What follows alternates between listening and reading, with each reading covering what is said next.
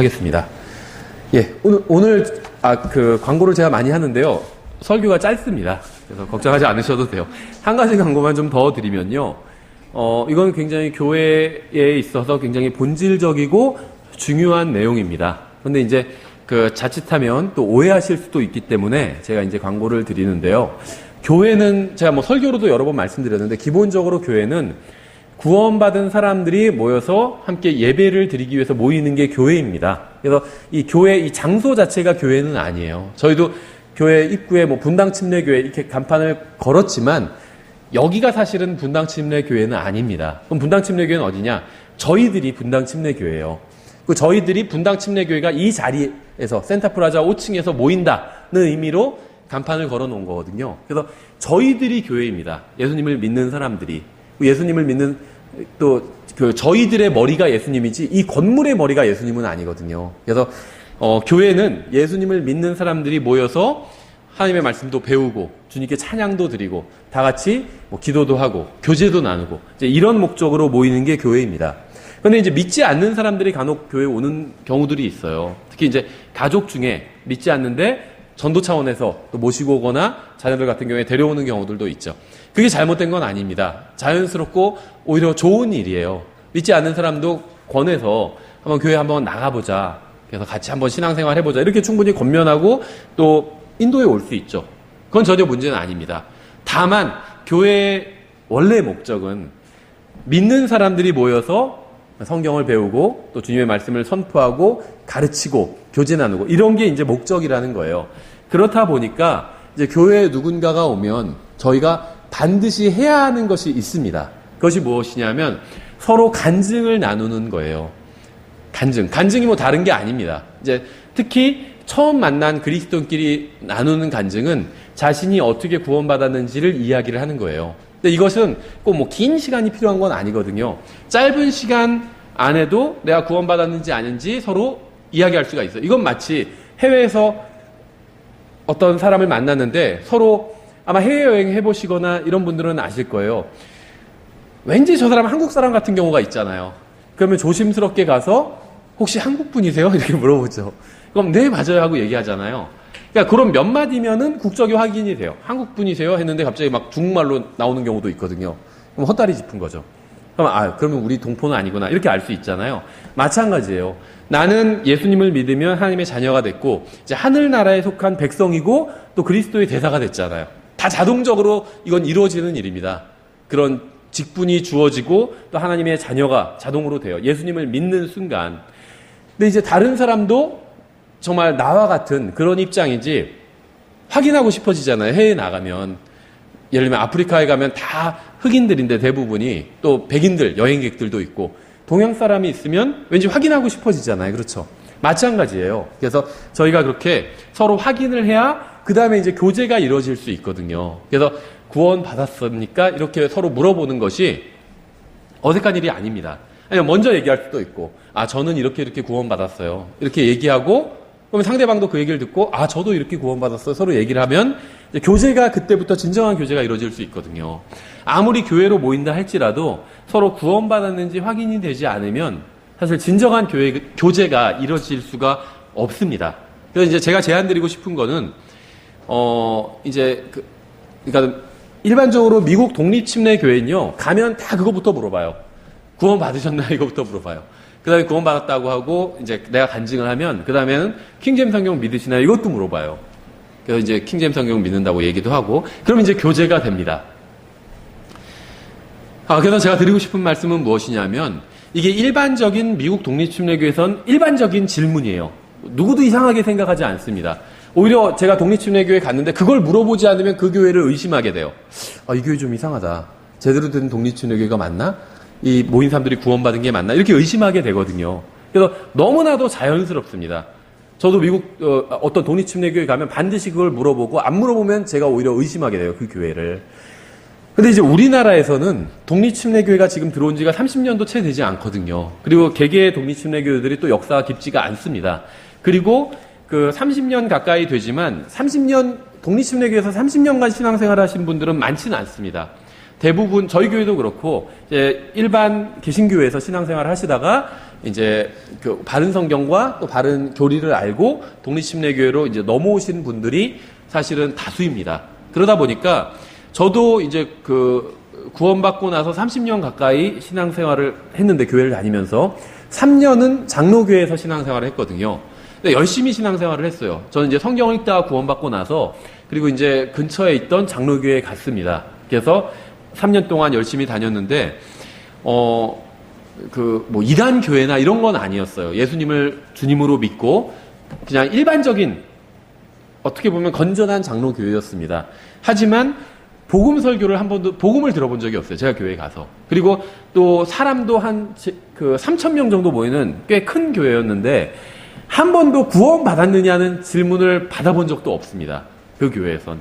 저도 그런 걸 잘 몰랐기 때문에 저는 의뢰이 다 여기 모인 사람들이 저처럼 구원받고 찾아온 사람들인 줄 알았어요. 그래서 다 구원받은 사람들인 줄 알았는데 나중에 다니면서 보니까 구원받지 않은 채로 다니는 친구들도 많이 있더라고요. 교회에서 다 같이 예배드려도 이제 그 동네에 있는 교회를 다녔기 때문에 초중 고등학교를 같이 다닌 친구들이 많이 있더라고요. 그 교회에. 큰 교회다 보니까. 그래서 교제를 나누다 보니까 구원받지 않은 거예요. 이제 솔직한 이야기를 하는데 자기는 사실 성경이 상당히 의심스럽다. 뭐 창조를 믿지 않는다. 막 이런 얘기를 하고 구원받지 않은 친구들이 의외로 많이 있더라고요. 근데 교회에 와서는 막 찬양도 하고 청년부 그러니까는 이제 그때는 고등부였는데 고등부 활동 같이 하고 심지어는 막 임원으로서 역할도 하고 막 이러고 있는 거예요. 그런 친구들이. 그래서 좀 이상하다 이렇게 생각을 했었습니다. 저는 이제 기독교 무슨 문화를 모르고 자랐기 때문에 고등학교 1학년 때 성경 읽다가 구원받고 바로 교회에 가서 다 저 같은 줄 알았거든요. 예, 그래서 우리나라에서 오랫동안 이제 개신교에서 신앙생활을 하신 분들은 구원 받았느냐는 질문이 상당히 어색합니다. 그래서 충분히 이해가 가요. 그리고 예전에 또 이제 일부 이제 소위 구원파라고 불리는 분들 중에서 막 과격하게 어떤 행동을 한 분들도 있고, 그래서 주로 그분들이 구원받았냐는 질문을 많이 했잖아요. 그러니까 그분들이 한 행동과 이런 것들에 잘못된 게 있지만 구원받았느냐고 묻고 복음을 전하고 이런 건 잘못된 게 아니거든요. 그렇죠? 그래서 이제 그런 어떤 구원파로 인해서 구원받았느냐고 질문을 하면 뭐 다 이단이다. 이런 것들이 막 한국교회에서 많이 번지기 시작했다는 거죠. 사실은 지극히 구원받은 사람들 사이에 질문을 해야 되는 정상적인 그러한 일인데, 그래서 제가 말씀드리는 거는 저희 교회에선 최소한 구원받았느냐는 질문이 서로 자유롭게 이루어져야 됩니다. 그리고 또 간증도 자유롭게 이루어져야 돼요. 왜냐하면요, 우리는 기본적인 주님 앞에서 직책이 여러 가지가 있지만 하나님의 아들이고 또 말씀드린 것처럼 예수 그리스도의 대사거든요. 그래서 예수 그리스도의 대사는 다른 거 없어요. 일종의 홍보 대사라고 보시면 됩니다. 주님을 알리고 다녀야 되는데 주님을 알리는 가장 효과적인 방법이 바로 간증입니다. 간증이에요. 내가 어떻게 예수님을 믿게 됐는지를 이야기하는 게 간증이거든요. 근데 이 간증을 우리가 이제 기회가 되는 대로 또 밖에서 해야 되는데, 교회에서조차 간증을 하지 않는 사람이 밖에서 간증을 할 리는 저는 없다고 생각을 합니다. 그 교회에는 다 예수님을 이미 믿는 사람이고 최소한 믿진 않아도 호감을 가지고 나온 사람이잖아요. 그래서 이 사람들 앞에서 내가 예수님에 대해서 간증할 수 없다면 밖에서는 할 수 없는 거예요. 예수님에 대해서 간증하지 못한다면 그 사람은 복음을 전할 수가 없습니다. 그래서 성경을 보면 사도 바울은 아주 자연스럽게 간증하고 있어요. 기회가 될 때마다 자기가 어떻게 예수님을 믿게 됐고, 그렇죠. 자기가 예수님 믿기 전에는 어떤 상태였는데 갑자기 길에서 하늘에서 강한 빛이 비춰오면서 예수님을 만나게 되고, 그 다음에 자기가 어떻게 변했고 자연스럽게 얘기하잖아요. 심지어 그러니까 예수님을 믿는 사람들에 대해서 거부감을 가지고 있는 유대인들 앞에서도 자연스럽게 간증을 하고 있죠. 그래서 우리도 그렇게 되기 위해서 먼저 교회에서 자연스럽게 간증을 해야 되거든요. 그래서 새로 누가 오시면 다가가셔서 인사하시고 또 자연스럽게 간증하시고 내가 어떻게 예수님을 믿게 됐는지. 그러니까 구원 받았습니까? 이렇게 먼저 물어볼 수 있는데 그렇게 얘기하면 기분 나빠할 수도 있으니까. 왜냐하면 저도 이제 밖에 나가서 복음을 전하면요, 전도지 나눠주고 그 다음에 혹시 구원 받으셨나요? 이렇게 물어보면 저 교회 다니는데 이렇게 대답을 해요.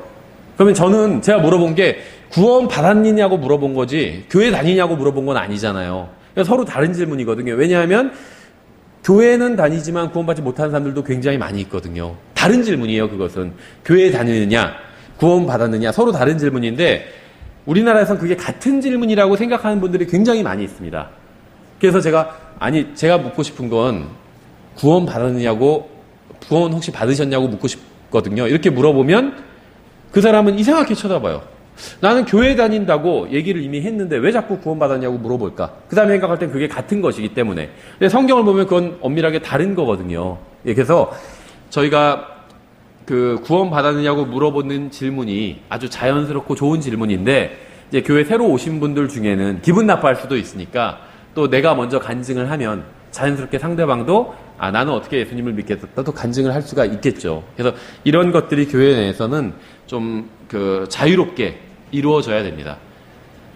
안타까운 일은 어떤 독립침례교에서는 아예 금지시킨다고 그래요. 상대방한테 구원받았냐고 묻는 거를 금지시킨대요. 왜냐하면 그런 질문 함부로 하면 또 교회 떠날 수도 있다고, 공식적으로 킹제임 성경 믿는다고 하는 교회인데 금지시킨 교회도 있대요. 근데 그건 대단히 잘못된 일이거든요. 예, 그래서 우리가 서로가 예수 그리스도를 시인하고 또 상대방이 시인할 기회를 줘야 돼요. 그게 바로 구원받았냐고 질문을 하는 것이거든요. 예, 그래서 계속해서 서로가 좀 질문을 그렇게 하셨으면 좋겠습니다. 예, 그래서 제가 조만간 이것에 관한 또 그 설교도 한번 하도록 하겠습니다. 예, 그래서 새로 오시면 구원받았냐고 묻고 또 내 간증도 하고 이렇게 서로 하시는 게 좋을 것 같아요. 그리고 누군가 새로 오면 먼저 가서 이렇게 인사를 하시면 좋을 것 같아요.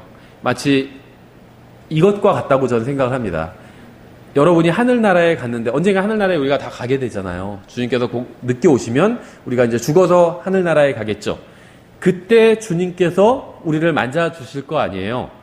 우리가 이 세상에서 비록 구원받고 나서도 죄를 많이 짓잖아요. 그렇다 할지라도 주님께서는 우리를 저는 아주 반갑게 맞아주실 거라고 생각을 합니다. 성경에 직접적으로 나와 있지는 않지만 그 탕자의 비유를 통해서 간접적으로 알 수 있어요. 탕자의 비유를 보면 아버지가 바로 아버지 하나님을 상징하거든요. 그리고 그 탕자는 이제 구원받은 일종의 하나님의 자녀를 상징합니다. 어떤 의미에선. 탕자는 멀리 떨어져 있다가 이제 아버지의 재산을 다 낭비했죠. 그래서 아버지의 아들답게 살지 못했습니다. 그런데 나중엔 아버지께로 다시 돌아갔죠. 그랬을 때 아버지가 그 탕자를 만났을 때 책망하지 않으셨어요. 그렇죠. 저 같으면 책망할 것 같아요. 재산을 다 갖고 가서 다 탕진하고 돌아온 자녀라면 받아주긴 받아주지만 일단은 책망부터 할 것 같아요. 너 내가 뭐라고 그랬니? 그러면서 막 뭐라고 할 것 같은데 성경을 보면 그러지 않았어요. 탕자의 아버지는 꼭 끌어안아줬죠. 저는 우리가 주님을 만나면 주님께서도 우리를 그렇게 대하실 거라고 생각을 합니다. 그럼 그때 얼마나 후회가 될까요? 하나님께서 나를 이렇게 사랑하시고 이렇게 아껴주시는데 내가 왜 구원받고 나서도 나만을 위해서 살았을까? 그렇게 후회하게 되겠죠. 그래서 우리가 구원받고 나서도 죄를 숱하게 짓고 자기만을 위해서, 대부분의 그리스도인이 다 그래요. 자기만을 위해서 살다 갑니다. 그래도 우리가 죽어서 눈을 하늘나라에서 뜨면요, 예수님께서는 우리를 꼭 끌어안아 주실 거예요. 그래서 우리가 하늘나라에 가서 예수님께서 나를 환영하기를 원하는 만큼 우리가 다른 사람들을 보면 그렇게 환영을 했으면 좋겠어요. 누가 새로운 사람이 오면 환영을 해주셨으면 좋겠습니다. 그렇죠. 같이 신앙생활 하자고 온 거잖아요. 그럼 얼마나 반가워요. 환영을 해주시면 좋을 것 같아요. 그러면 주님께서도 나를 이만큼 환영해 줬으면 좋겠다 하는 만큼 환영해 주시면 좋을 것 같아요. 근데 만약에 우리가 새로운 사람들이 올 때마다 그 사람을 인사하고 환영하는 만큼 하늘나라에서도 우리가 환영을 받는다면 아마도 대부분 냉대를 받겠죠. 그렇죠. 저 사람 왜 왔나? 아니면 그냥 또 누가 왔구나. 만약에 하늘나라에서 예수님이 우리가 하늘나라에 갔는데 그렇게 쳐다보신다면 얼마나 섭섭할까요? 그렇죠. 왜 왔어요? 만약에 예수님이 왜 왔니? 이렇게 물어보신다면 섭섭하겠죠. 예, 그래서 좀 길게 광고를 드렸고요. 예, 저희가